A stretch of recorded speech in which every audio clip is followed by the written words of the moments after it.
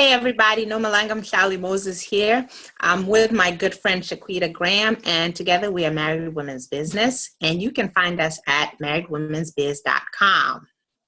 Our topic today is actually related to something that Shaquita shared with me, where she showed me a paycheck with 4 child support orders, and in the paycheck you can actually see how much money the person made and what happened after all the child support was taken out. So it got us talking, and we thought this would be a great conversation to have on air. First of all, how are you doing today, Shaquita? I'm okay, but I just can't with this topic. So you actually have the image to show, and the great thing is it doesn't show whose it is, but. Right, okay. So we see that this person for a 2-week period made $14.87. I have a problem with that to start with, and I understand because I have been there, but we're going to talk about why I have a problem with it, so don't jump to conclusions.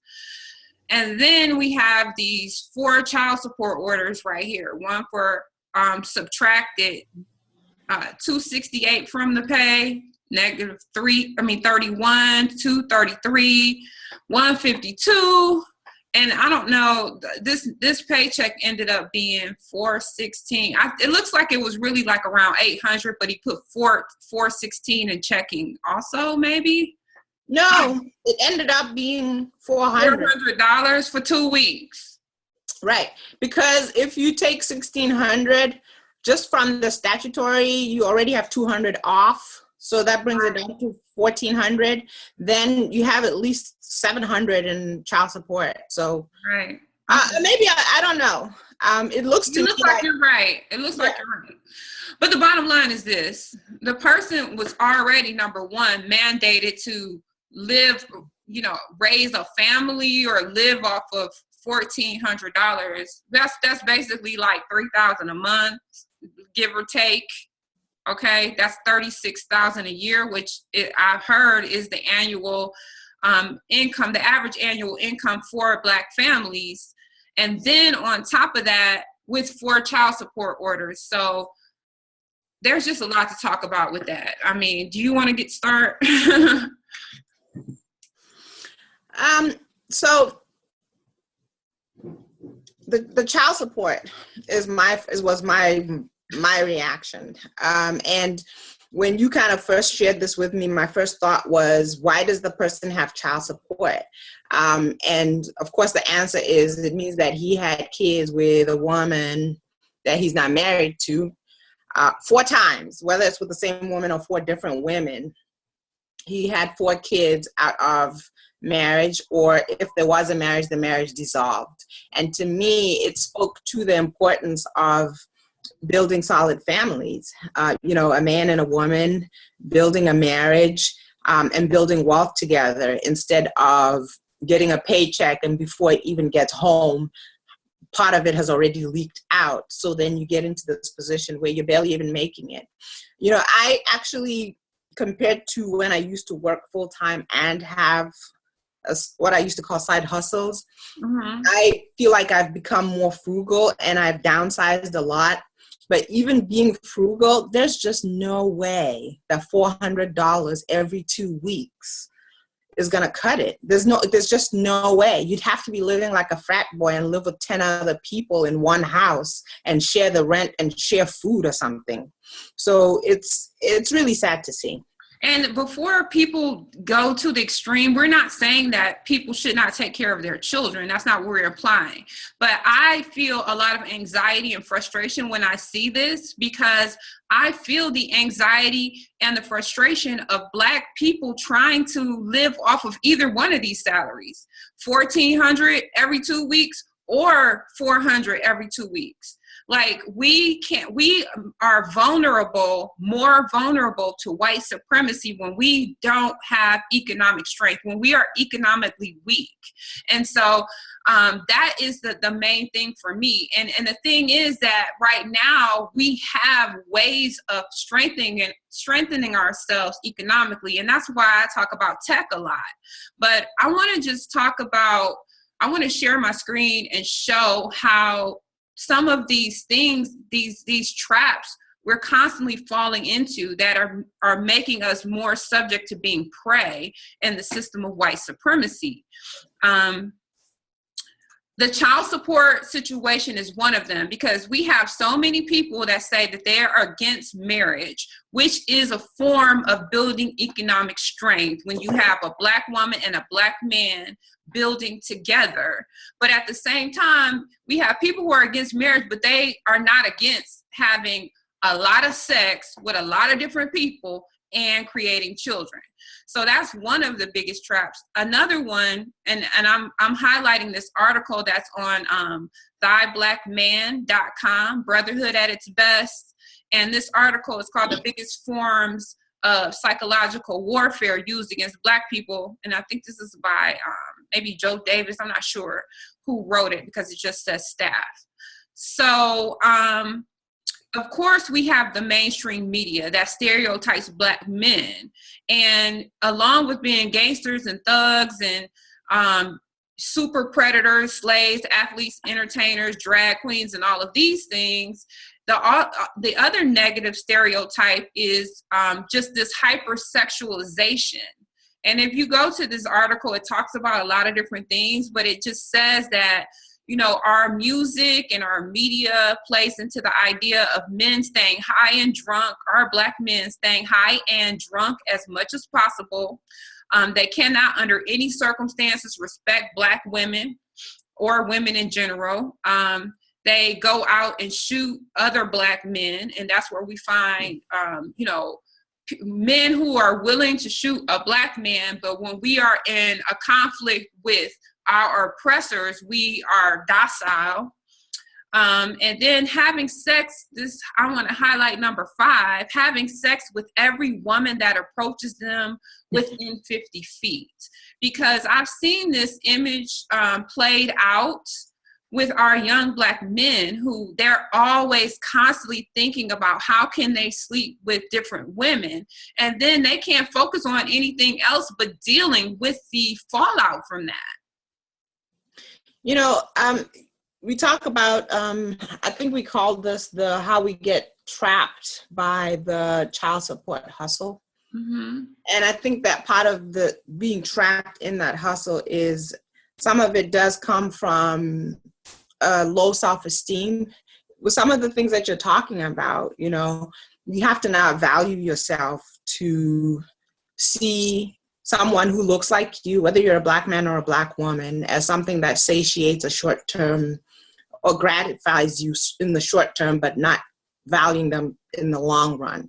Mm-hmm. And the results are that you get trapped in these things, because the truth is, if we all collectively decided that you don't share your body with somebody unless you see a long-term relationship with them, mm-hmm. then you wouldn't end up having a child with a person who you then think, oh, I can't stand her, or she's stopping me from seeing my kid. You know, there's so many different branches that come out of this tree of just not valuing yourself enough and valuing another person enough to see them as something more than just a short-term gratification. And then it just gets worse and worse and worse, where it then starts to affect you personally, because even if you had a lot of money and you could pay the child support, you know, 4 different people, or child support for 4 different kids, the natural way that a man functions is to provide for his kids and to protect them as well. And the same goes for his wife and his other family members, is he should have a natural urge to protect and provide for them. But how can he do that when they are away from him? Right. How can he do that when he has to now see them as a threat to him, because he can't even survive because his paycheck leaks to the child support system before he even has enough to pay rent or buy food? I mean, $400 every 2 weeks. Like I said, I take pride in being frugal. I love it, because I think that money has so many uses other than just spend. You can secure your future. You can secure the future of your kids. So I take pride in being frugal. But even when you're being your most frugal, $400 a week, let alone every 2 weeks, it's just not going to cut it. And when you look at the fact that I saw an article recently that says that in terms of across the board, when you look at the average income, it hasn't changed since 1999, but the cost of living has doubled and tripled in some areas. So if you have this child support order and your paycheck is leaking, and then in the meantime, there's inflation where it's getting harder and harder to survive, I just don't see why you wouldn't ask yourself, not just an individual, but collectively, how can we do better, and why is this happening to us? And why can we not make the connection that some of it does go back to how do we value ourselves and what our self-esteem is? What do we believe we deserve? What do we believe we can do to make our situation better? Why do we keep falling into trappings that are created by the child support system, which is just part of the overall white supremacist system? It's one of the ways that we are held back. Why can we not just look at it that way and say, I am going to value myself. I am going to value my children. I'm going to value my family. I'm going to value Black people collectively and not fall into these trappings. Okay, so just to keep it simple, Dr. Frances Cress Welsing already summed this up. When you play with sex, the joke is on the child, all right? The child needs a mother and a father in the home. Bottom line, it just works, and the other way does not work. Also, she said, self-respect amongst Black people is more powerful than an atomic bomb. So, on the flip side, how do we create this? Because the bottom line is that's not enough money to go around to me, and I have had to deal with that. Like, I've had to come to terms with that at points in my life. $3,000 is not enough money to go around to me, even in a family. And that's why I keep telling Black people that technology is an opportunity for us.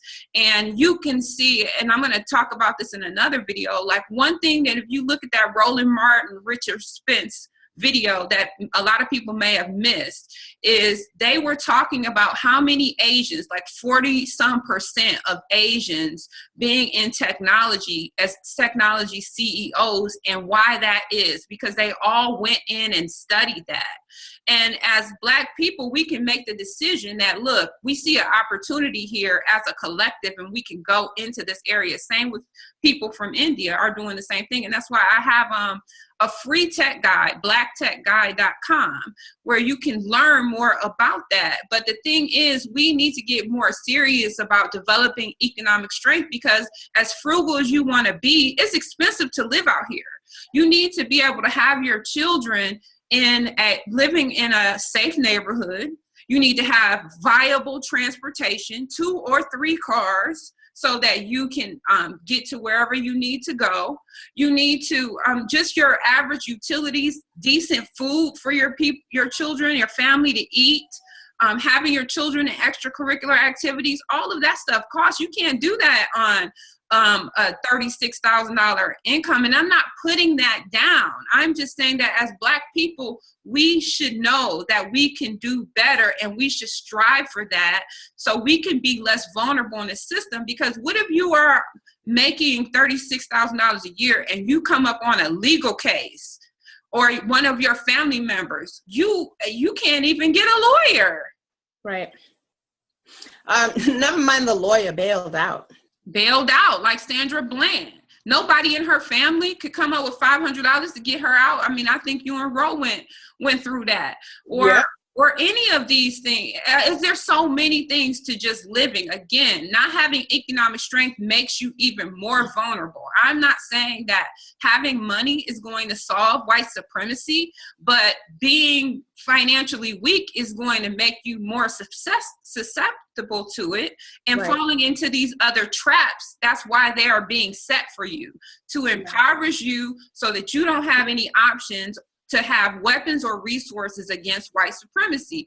And as Black people, I saw a very good question that was posed on Facebook and on Twitter. I think it was on Tariq Nasheed's Twitter and on his show. He said, what if you knew for sure that Black people were going to be rounded up and exterminated in 3 months? Like, how would that change the way you operated? We don't have a sense of urgency about the situation that we are in. And I say, just even say if it was 12 months or 2 years, you need to get ready. So you need to stay ready so you don't have to get ready. When it happens, it's going to be too late. But obviously, we know that we've been preyed upon in this system for hundreds of years. When are we going to get serious about it, is all I'm saying. Right. I was going to say, what do you mean if we knew it was going to happen? Isn't it already happening? It is, but people deny it. Right. You know, I was going to go back to the conversation that you kind of extended a bit about that paycheck and say that one of the things that you came up with, which is a very viable and strong position to take, is you should look at, I guess, areas of study and areas of operating like technology, because technology is, if you learn it, it opens up doors to many things. But what I wanted to add to that is, I think one of the things that we kind of didn't really bring up is that is a paycheck, which is also an indication that that person is working for somebody else. And you said 80 hours. And then the part that also made me really sad was that paycheck included overtime. So it means that that person worked a full day. In order to make 40 hours a week, that's at least 8 hours a day. And that's not taking into consideration getting ready, fighting traffic, and then, you know, being so exhausted from doing that. And that person on top of that also put in overtime. So the narrative that sometimes people are lazy and that's why they're not making enough money, or that's why they're not making it in life, needs to be, you know, yeah, okay, you have to look at it differently. Makes sense, but you're not, you have to work smarter is basically what you're alluding to. Entrepreneurship. Right. So yeah, let me say it. I think that's the main thing for me, is that I was very aware of the fact that that is a paycheck. So that means that person is relying on somebody else to pay them, and not only pay them for their time, but then also overtime. And my thing is, I've said it before, if you need to work a job to feed your family, that's not something I judge. However, I do not believe that your life sustenance should come from another person completely, to the point that if they change their mind about wanting you around, then you're already in the poorhouse and you're thrown into this financial crisis and chaos. So I think that it's important to note that that was a paycheck and that there are alternatives. You mentioned a very strong one. My husband is also in technology, and I'm very grateful for that, because again, it does open a lot of doors and there's a lot of opportunities. But just when you decide that you're going to sustain yourself, I would be so proud if that paycheck was $400, or that money was $400, but it wasn't a paycheck, and it was just some money that that person had made on their own. I would be proud of that, because they wouldn't have had to necessarily be somewhere working 80 hours and having somebody snatch it from them before they even had a chance to do what they needed to do. And so they would have tax breaks and stuff on top of that. Right. But I like something that you said. See, as a married couple, you can divide your energies, right? You said your husband is in technology, but you have business enterprise. I have both. I work in technology and I have business enterprises.